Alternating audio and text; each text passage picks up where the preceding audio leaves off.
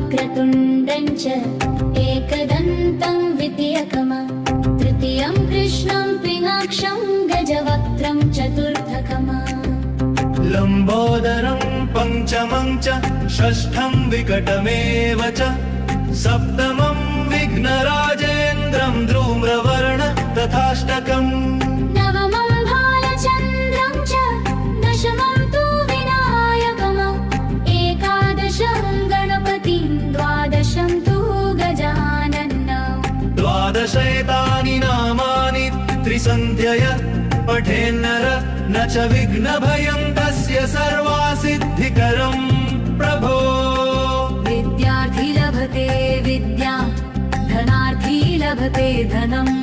पुत्रार्थी लभते पुत्रान् मोक्षार्थी लभते गतिम् जपेत्वा गणपतिस्तोत्रम्